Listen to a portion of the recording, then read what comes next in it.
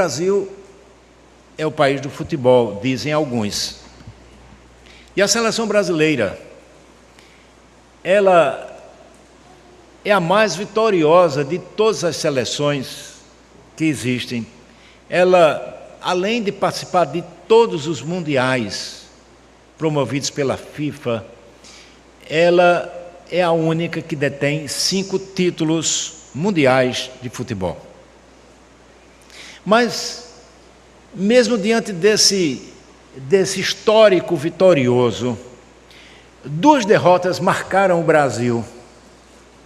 Uma em 1950 e a outra em 2014.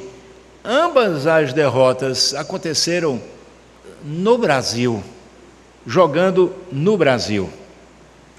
E a seleção de 1950, ela era a melhor seleção do mundo, disparadamente. Tinha o cara que foi o artilheiro da Copa, o pernambucano, Ademir Marques. Tinha Zizinho, que era um craque na sua época, Jair da Rosa Pinto, que era um jogador altamente habilidoso, e o goleiro Barbosa, vascaíno, e era titular absoluto da seleção brasileira naquela época. A vitória parecia certa, o Brasil iria disputar a grande final com a seleção do Uruguai, e a superioridade brasileira era muito grande, tanto que eles prepararam uma grande festa para comemorar o título. E o Brasil estava ganhando a partida durante quase todo o tempo. Mas ao final o Uruguai empatou e fez o segundo gol. Virou o jogo e o Brasil perdeu por 2-1. E foi uma grande, grande decepção. Assim como os brasileiros no que tange ao futebol, Israel também teve um grande fracasso, aliás, 2 fracassos diante dos filisteus. Ao levar a Arca da Aliança para o campo da batalha, eles presumiram: nós seremos vitoriosos. Mas como eles poderiam ser vitoriosos se eles estavam longe de Deus, distantes de Deus? E o que aconteceu, na verdade, foi uma derrota, uma grande derrota que o povo de Deus sofreu. É sobre isso que nós trataremos hoje à noite. Eu quero pedir que você abra sua Bíblia no primeiro livro de Samuel, no capítulo 4, e nós vamos ver os versículos de 5 a 11. Acompanhe a leitura que eu vou fazer agora. Diz assim o texto sagrado: Sucedeu que, vindo a Arca da Aliança ao arraial, rompeu todo Israel em grandes prados e ressoou a terra. Ouvindo os filisteus a voz do júbilo, disseram: Que voz de grande júbilo é este no arraial dos hebreus? Então souberam que a arca do Senhor era vinda ao arraial. E se atemorizaram os filisteus e disseram: Os deuses vieram ao arraial. E diziam mais: Ai de nós, que tal jamais sucedeu antes. Ai de nós, quem nos livrará das mãos desses grandiosos deuses? São os deuses que feriram os egípcios com toda sorte de pragas no deserto. Sede forte, ó filisteus, portai-vos varonilmente, para que não venhais a ser escravos dos hebreus, como eles serviam a vós outros. Portai-vos varonilmente, pelejai. Então pelejaram os filisteus. Israel foi derrotado e cada um fugiu para sua tenda. Foi grande a derrota, pois foram mortos de Israel 30.000 homens de pé. Foi tomada a arca de Deus e mortos os 2 filhos de Eli, Hofni e Finéas. Vamos orar então, pedindo a bênção do Senhor para esse momento. Senhor, rogamos ao Senhor por iluminação para a Tua palavra, Senhor, que será pregada aqui. Que nós sejamos com os nossos ouvidos abertos, não somente os nossos ouvidos, mas também o coração, para compreendermos aquilo que o Senhor quer falar para cada um de nós a partir dessa palavra. Oramos em nome de Jesus. Amém. Meus irmãos, como lemos, Israel estava enfrentando um inimigo altamente perigoso, os filisteus. Esse povo tinhoso, teimoso, que lutou contra Israel por mais de 2 séculos, 200 anos de conflitos que começaram desde o período dos juízes e foi concluído, enfim, com o rei Davi, quando o rei Davi derrotou esse povo definitivamente.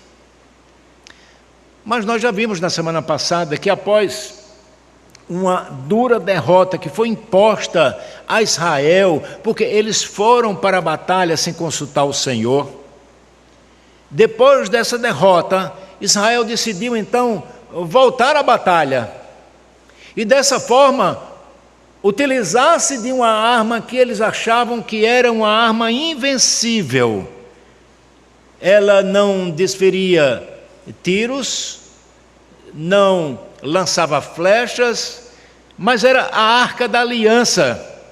E eles decidem fazer isso acreditando que a simples presença daquela arca, daquele símbolo, seria suficiente para dar a vitória ao povo de Israel. Eles conduziram aquela arca, como nós vimos na semana passada, como um amuleto. Como um amuleto. E para piorar as coisas, aquela arca que simbolizava o símbolo da presença de Deus no meio do seu povo, estava sendo carregada por 2 homens que simbolizavam o declínio espiritual da nação de Israel. Quem eram eles? Os 2 filhos de Eli, Hofni e Finéas, corruptos, perversos, que não contavam com a simpatia do povo. A arca, meus queridos irmãos, jamais deveria ter sido levada ao campo da batalha como um amuleto.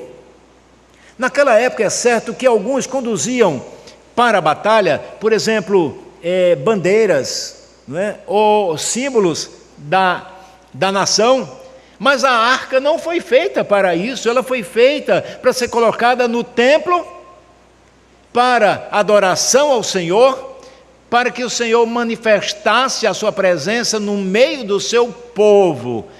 Era o símbolo então da habitação do povo. E aquela atitude irresponsável daqueles homens custou muito, mas muito caro à nação. Porque naquele dia, né, morreram 30.000 homens. 30.000 homens.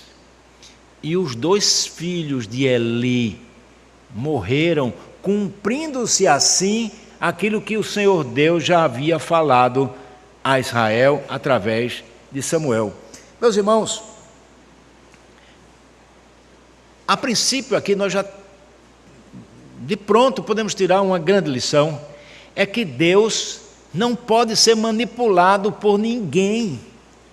E há pessoas que pensam que podem manipular a Deus, quer sejam com o seu dinheiro, com a barganha que eles querem fazer, ou por outra coisa qualquer, mas Deus não é manipulável nem por símbolos, nem por objetos ou supostos amuletos espirituais.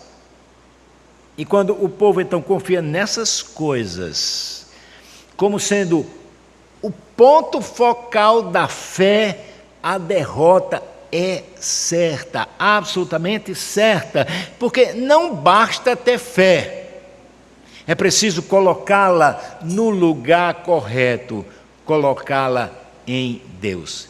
É sobre isso então que nós trataremos nessa noite, a partir do tema: a glória de Deus não pode ser manipulada.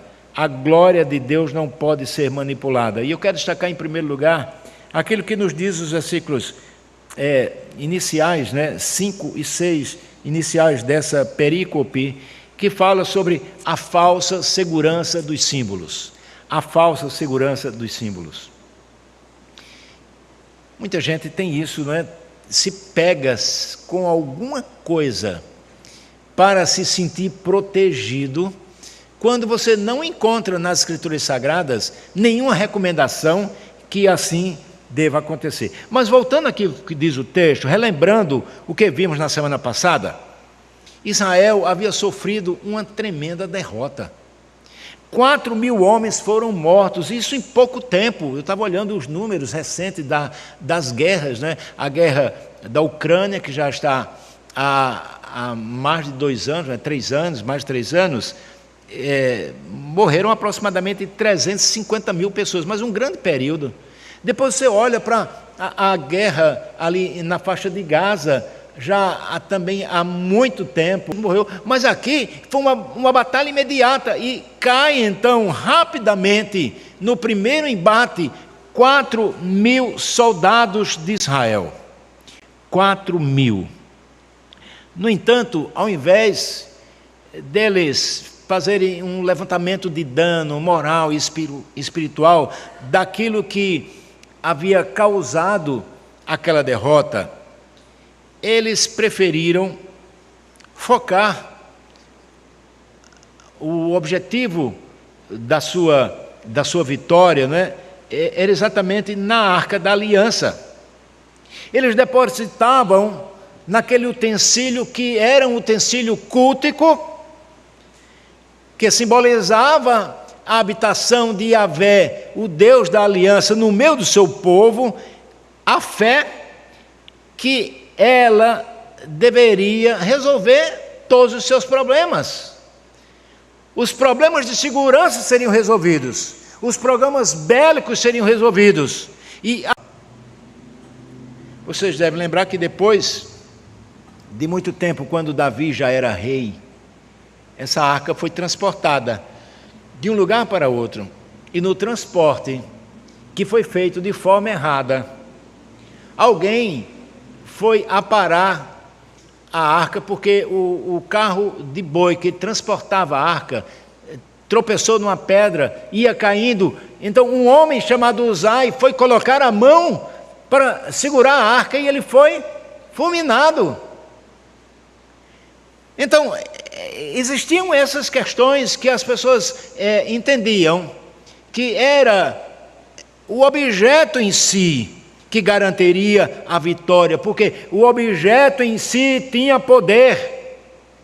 Isso era um engano. E como dissemos antes, meus irmãos, apesar daquela primeira derrota com 4.000 soldados mortos, ninguém se lembrou de Yahvé.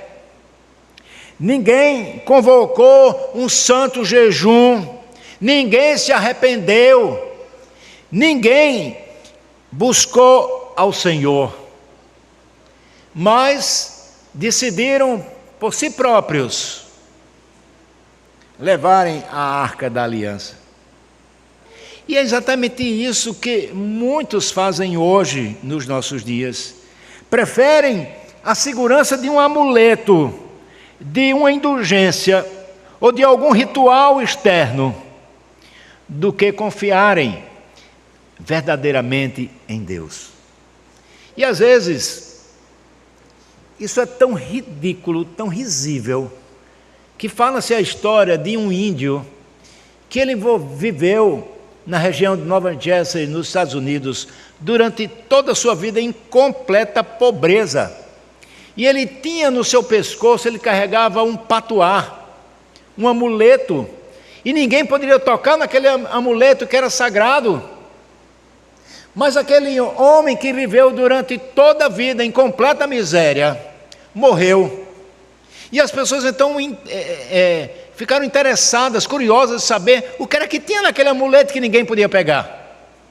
E ao abrirem, observaram que era um documento que fazia daquele homem alguém muito rico, proprietário de muitas terras em Nova Jersey. Mas ele viveu durante todo o tempo apenas com fé na fé, naquele amuleto, que aquele amuleto o protegeria. Então, são essas coisas que muita gente também o faz. O povo celebrou então a chegada da Arca da Aliança no campo de batalha. Os versículos 5 e 6 vão dizer isso, olha. Sucedeu que, vindo a Arca da Aliança do Senhor ao arraial, rompeu todo Israel em grandes brados e ressoou a terra.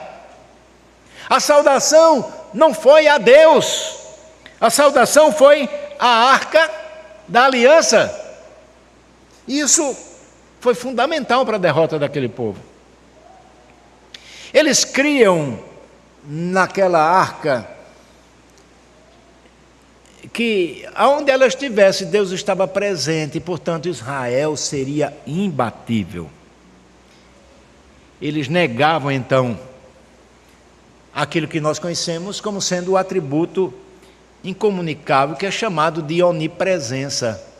Ou seja, Deus não estava apenas na arca, Deus está em todos os lugares, e ainda assim nós podemos agregar uma expressão a esse atributo da onipresença de Deus, que é chamado a imensidão de Deus.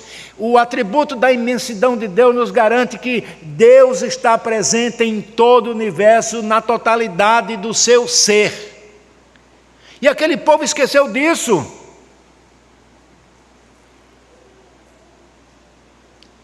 Aquele povo esqueceu que Deus enche todas as coisas. Isaías, alguns anos depois, vai contemplar isso. Lembram quando ele entra no templo para adorar o Senhor, ele vê o Senhor assentado no seu alto e sublime trono, e as abas das suas vestes enchiam todo o templo. Aquela é a alusão não a um templo físico, mas ao universo, onde Deus enche todas as coisas com a sua presença.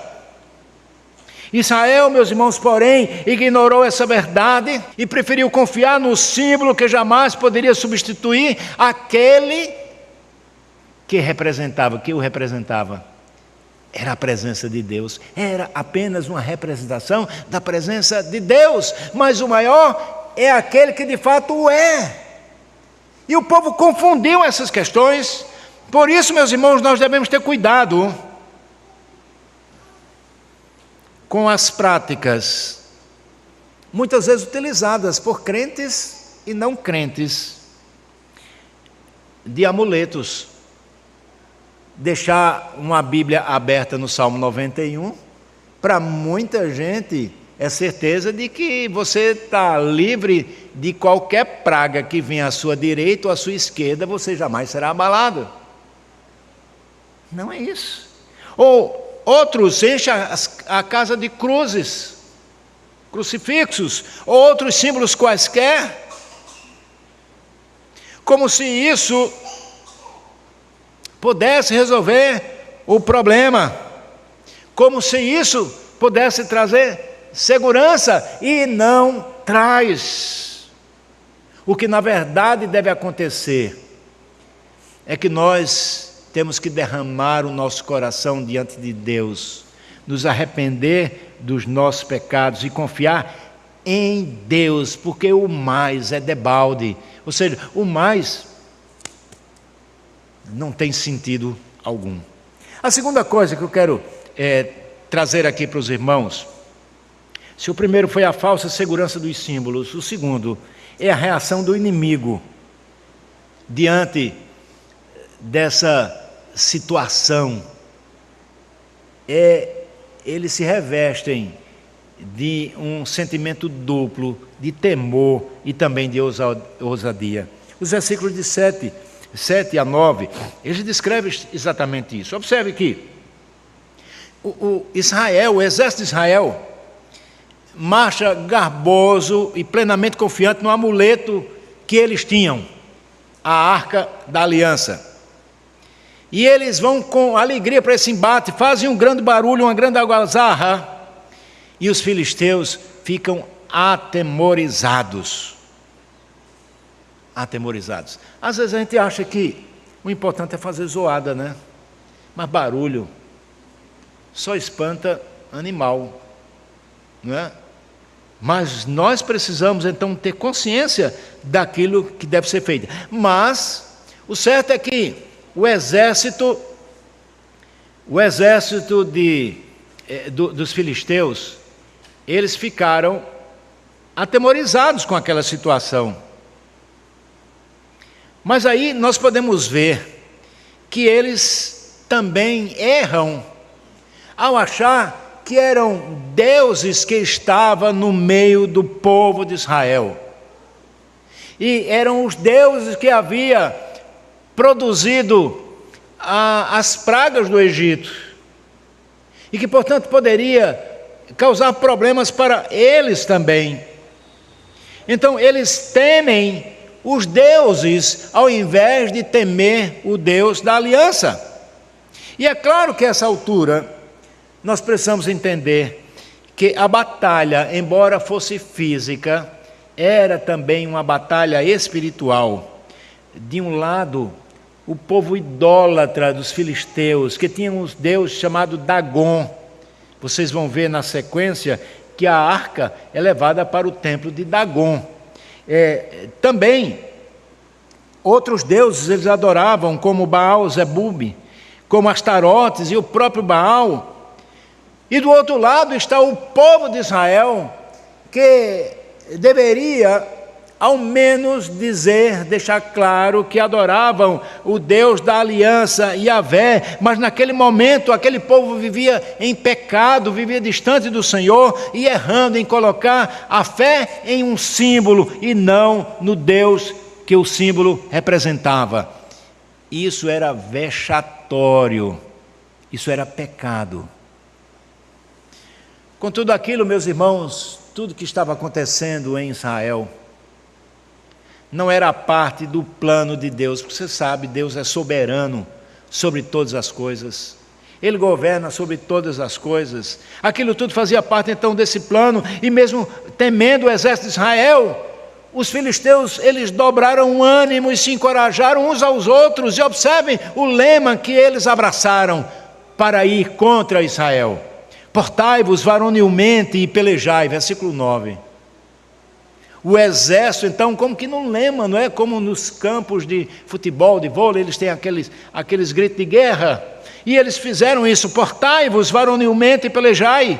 Meus queridos irmãos, a cultura secular, os ímpios, até podem reconhecer alguns elementos valiosos da fé cristã. Assim como aqueles homens ímpios reconheceram que Israel tinha alguma coisa de diferente, embora não conseguissem enxergar exatamente aquilo que era. Mas o que na verdade acontece em muitas das nossas vidas é que estes homens que não são cristãos, são ímpios, eles percebem a hipocrisia que muitas vezes existe no meio do povo de Deus. E eles reagem então com ousadia, enfrentando até em momentos agudos como esse, e desprezando o povo de Israel para zombar do Deus de Israel. Não é sem motivo, meus irmãos, que embora cresçamos numeramente no Brasil, recentemente os dados religiosos divulgados pelo censo de 2022 apresenta isso, nós crescemos numericamente, mas nós somos constantemente desafiados e desconsiderados pela sociedade. É um número grande, mas que é debochado. E sabe por quê, meus irmãos? Porque uma igreja sem integridade só inspira aos inimigos desconfiança, resistência e desprezo. E isso, meus irmãos, é profundamente lamentável. Por isso, a luta. A terceira coisa que eu destaco aqui no texto é a respeito da derrota daqueles que desprezam a glória de Deus. A derrota daqueles que desprezam a glória de Deus. E eu tenho repetido muito aqui, tem até sido chato, quando eu digo que de Deus não se brinca, de Deus não se zomba, pois o nosso Deus é fogo consumidor. As Escrituras Sagradas dizem isso. E os versículos 10 e 11 descrevem como se deu aquela cruenta batalha entre Israel e os filisteus. Uma batalha no qual Israel foi derrotado e bateu em retirada para as suas tendas, deixando para trás um cenário de destruição, de sangue, de morte, de horror, que é típico da guerra. E o autor de 1 Samuel, ele faz questão de destacar que essa derrota, ela foi uma derrota muito grande. Foi uma derrota muito grande, pois caíram naquela batalha 30.000 homens de infantaria. Versículo 10 nos aponta isso. Meus irmãos, é uma quantidade imensa de soldados mortos. Mas o prejuízo de Israel não foi apenas esse, não foi apenas a batalha. Na primeira, 4.000 soldados. Depois, 30.000 soldados. Os 2 filhos de Eli morrem, cumprindo-se a palavra profética que o Senhor dera por meio de Samuel. Versículo 18 do capítulo 3, observe lá. Então Samuel lhe referiu tudo e nada lhe encobriu, e disse Eli: é o Senhor, faça o que bem lhe aprouver. Mas além disso tudo, dessas mortes, meus irmãos, Israel sofreu uma grande perda. Era uma perda simbólica, mas muito dolorosa. É que a arca de Deus, ela foi tomada pelos filisteus. Veja o que nos diz o versículo 11. Foi tomada a arca de Deus. E ainda conclui o versículo. E mortos os 2 filhos de Eli, Ofni e Finéas. Isso, porém, meus irmãos, toda essa tragédia, vamos assim dizer, serviria como um palco para a manifestação do poder de Deus contra os filisteus, como veremos nos capítulos 5 e 6. Aguardem para ver, ou leiam em casa. Meus queridos irmãos em Cristo, muitas vezes nós encontramos pessoas que estão nas igrejas, famílias inteiras e até a própria igreja, líderes que brincam com o nome de Deus. Não conseguem enxergar que aquilo que estão fazendo é profanação e agem como se os amuletos pudessem resolver o seu problema e eles pudessem alcançar alguma relevância com a autoridade. Cuidemos então para que não sejamos capturados por esse espírito do presente século, mas vivamos de forma digna do Evangelho de Deus para o louvor e para a glória do nosso Deus. Isso posto, eu tenho algumas lições para trazer aqui para vocês, 4 lições. A primeira delas, eu destaco que muito mais importante do que o símbolo, seja ele qual for, mesmo a Arca da Aliança, o mais importante é aquilo que ele representa. É pensarmos e descansarmos na realidade de Cristo, o Emanuel, o Deus presente, que significa o Deus conosco.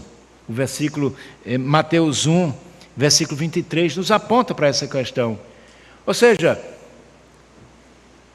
Deus não precisa de um artefato qualquer, um utensílio qualquer para se fazer presente, porque Ele está. E é muito interessante que a promessa de Deus de salvação para o seu povo era a vinda de Jesus. Ele viria morar entre nós, e assim Ele o fez. Ele esteve conosco, e por isso Ele era chamado de Emanuel, o Deus conosco. A presença de Deus, então, meus irmãos, não está circunscrita a local, nem tampouco a objetos, mas é acessível por meio de Jesus Cristo, o mediador da aliança. E esse texto traz à tona, então, a verdade que precisamos entender de uma mediação eficaz que nos é feita através do nosso Senhor e Salvador Jesus Cristo. A segunda lição que eu destaco aqui é que, além da aplicação cristológica desse texto, eu destaco a necessidade que nós temos de examinarmos a nossa fé. Nós temos que fazer isso periodicamente, uma espécie de checklist da nossa fé, para verificar se ela está corretamente firmada em Cristo, ou se está firmada, infelizmente, está apoiada em alguma outra coisa que não seja em Cristo, quer seja amuletos, patuais, artefatos, cruzes, ou outra coisa qualquer, que não deveria nem acontecer no nosso meio, porque a Bíblia diz que nós não deveremos fazer imagem de escultura ou outra coisa qualquer para representar o nosso Deus. Isso é abominável diante do nosso Deus. Então é preciso que você faça uma reflexão da sua própria vida e você perceba então como é que está a sua fé em relação a Deus, porque possuir esses utensílios não garante a nossa comunhão com Deus. Uma terceira lição. Agora me volto aos pais cristãos que aqui estão, ou aqueles que me acompanham pela internet, ainda vão ver esse vídeo algumas vezes no nosso canal. Eu quero dar-lhe um conselho. Eduquem os seus filhos, mas não de qualquer forma, não em qualquer caminho, não apenas apontando o caminho, mas eduquem os seus filhos no caminho em que eles devem andar, no caminho verdadeiro, que é Cristo, o autor e consumador da nossa fé, para que mesmo que eles cresçam, eles não se desviem dele. Então, é responsabilidade nossa como pais fazermos isso. Cuidem para que os seus ensinamentos ultrapassem o limite das palavras e sejam reforçadas pelos seus atos. Ou seja, você não seja um pai e uma mãe que diz assim: faça o que eu digo, mas não faça o que eu faço. Tem que haver harmonia entre o seu discurso e as suas ações. Não sejam omissos como os filhos de Eli. Eu imagino que os filhos de Eli se criaram no templo em Siló. Se acostumaram com tudo aquilo que acontecia ali, todos os dias, todas as semanas, todos os anos, por décadas. Mas eles eram terríveis. Eles apenas se acostumaram, porque Eli não os instruiu corretamente, a Hofni e Finéas, e o resultado foi desastroso, foi a morte deles. E a morte deles trouxe consequência tão grande para Israel e para Eli, que nós vamos ver a semana passada, quando ele recebe a notícia. Ele cai de costa e quebra o pescoço e morre. Irmãos, é melhor pagar o preço agora, o preço que se pode pagar, do que deixar para depois e não conseguir pagar o preço que é requerido por conta da nossa negligência como pais.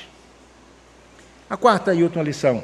Por fim, eu me dirijo à igreja. Irmãos, todos nós aqui Nós não podemos depositar a nossa confiança em nossas tradições, em nossas estruturas, nem em qualquer outro recurso humano. Há aqueles que se orgulham de pertencerem à igreja presbiteriana ou qualquer outra igreja, mas isso é nada em relação àquilo que na verdade deve ser, porque a nossa confiança, ela deve ser colocada, postada exclusivamente em Deus. É confiar na palavra de Deus, na ação do Espírito Santo e na comunhão viva com Cristo. Se fizermos assim, nós verdadeiramente seremos felizes. Se não, vai acontecer conosco o que aconteceu com Israel. E o preço foi muito, mas muito caro. Eu concluo meu sermão nessa noite, meus irmãos, dizendo que a derrota de Israel para os filisteus, ela não ocorreu meramente por falta de fé, mas ocorreu porque a fé foi depositada em símbolos.